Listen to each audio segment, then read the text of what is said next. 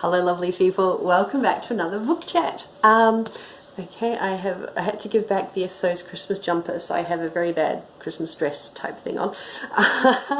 So you know, we're entering into the spirit of the season. Okay, so continuing on in the Christmas theme, I thought I would talk about another Christmas book today and maybe even give you the wonderful treat of me reading aloud again, which, you know, I maybe talk a little bit less nonsense when I do that, so that's something. Okay, so Terry Pratchett, as you all know, is a writer that's very, very dear to my heart. I discovered him, I think I actually discovered Neil Gaiman first, and then through Good Omens that he wrote with Terry Pratchett, I then discovered the rest of Terry Pratchett and the Fantastic Discworld and everything else. And he's a completely, or was, completely brilliant author. And I've sort of been slowly working my way, rereading all the books that I read as a teenager and discovering all the ones that I never quite got to. But this one we picked up when we were in the UK last Christmas, and it is Father Christmas's Fake Beard. And it is wonderfully illustrated by Quentin Blake, who I always associate with Roald Dahl, really, because all the books of his I had as a kid were all illustrated by Quentin Blake, and they were beautiful, particularly his revolting rhymes. They were just, the illustrations just went so well, they were amazing. But they also go fantastically well with Terry Pratchett, obviously. So I thought I would read you one of the stories from here.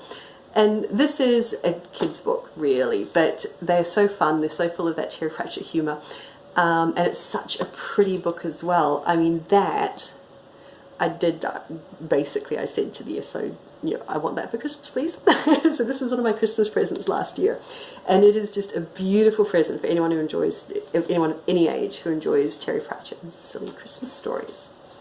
So, let's have a look. That lovely candy cane striped interior there. And there is a collection of short stories. The first one's completely hilarious, which is, it's basically a series of complaint letters for the department store centre. And they're just so well done. Really, really clever. But I'm going to read you a story called A Very Short Ice Age, because it is a very short story. So, on day one of the big snow, Rasmussen had decided he would be an Arctic dweller. By noon, he had reached the deathly quiet main road 3/4 of a mile away, 3/4 of a mile, it should be said, of snow nearly 3 meters deep. Progress was rather slow. What he did was this. He stood on a large square of wood and pushed another square forward, stepped onto it, then tugged the first one after him using a length of string.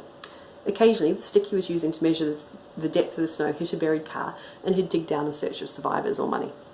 A few more hops brought him to a man standing waist deep in the snow, clutching a loaf of bread. There he is. I wish I'd thought of that, said the man. Can you pull me out? Rasmussen pushed some wood towards them, and after a lot of heaving, the man climbed aboard. They looked at each other. Rasmussen looked doubtful, but said, If you jump onto my piece, maybe we can keep going together. I think the service area is big enough to stop it sinking under our weight. Together they pulled and jumped until they had gone about 100 metres. Is this marine ply? Asked the passenger. What's marine ply? Asked Rasmussen as they jumped. Well, marine ply is waterproof, so it doesn't split. Only a conveniently buried Volkswagen stopped them sinking through the wreckage of the soggy board. Rasmussen's passenger sighed, pulled the string off, attached one end to the loaf of bread and the other to his foot, and said, I think we'll have to crawl for it. And so they did. When Rasmussen eventually got home, he could see that his neighbour had, with true British stoicism, dug out 10 metres of snow from his drive. It might have added more snow to the huge pile in the road, but by golly, his neighbour's drive was clear. Quite the wall. On day 2, the whole village had decided that really they'd done quite enough to battle the snow. No use digging out the car when the road is blocked, everyone said, and the police say we should all stay at home anyway. Rasmussen, the Arctic dweller, decided to spend the afternoon looking for his Brussels sprouts, which had got lost in the snow, and spent the afternoon in the garage making a commendable pair of snowshoes. Commendable until he tried to use them anyway, at which point he found himself having to spit out a mouthful of snow as he fell over.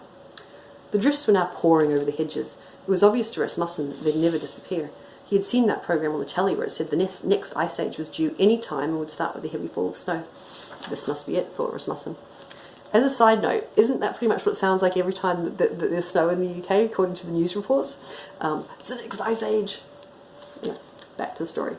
He lay in bed that night wondering whether reindeer could be bought on a government grant. The people who ran the country, the government, sometimes gave money for essential things, such as food or clothes, and maybe reindeer, and whether it was difficult to build a sledge.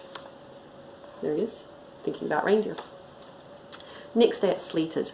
Rasmussen endeavoured to rebuild his snowshoes, to remedy the defect that caused him to fall flat on his face every time he used them. Then his neighbour appeared at the door, holding a shovel. "What are you mending there?" he inquired. "They're snowshoes," said Rasmussen. "Lifted a bit late, haven't you?" "Oh no," said Rasmussen. "According to that programme on BBC Two, we're due for an ice age. We get one about once every 300 million years, you see." "But it suddenly got warm. It's pouring with rain. The snowplow has got as far as the pub," the neighbour pointed down the road. Rasmussen went and had a look. Half the fields were green. Cars, dustbins and Brussels sprouts were appearing through the sinking snow. All across the village, slightly embarrassed householders were digging out their driveways. The usual rummage of traffic came from the main road. So Rasmussen gave up the idea of being an Arctic dweller and went and found a shovel. Now he could eat some Brussels sprouts with his tea, he thought happily. You might not share his delight. The village emerging from the snow. And that is it. So that is a lovely short story from within the fantastically funny Terry Pratchett, Father Christmas's Fake Beard. Like I say, really, really awesome sort of stocking stuffer type present, or just like a lovely present for a bookworm, no matter what their age. And yes, so let me know what you're reading this Christmas. Let me know what your plans are for next week. And yeah, I hope you're having a lovely December. I hope you're taking some time to look after yourself and to read or do whatever it is that lets you recharge. That it's not just all about sort of the social things, because Christmas can be pretty stressful. And if you don't celebrate Christmas, clever. That sounds much less trouble at this time of year. But let me know what you're up to either way. Let me know what you're reading, and we'll speak to you soon.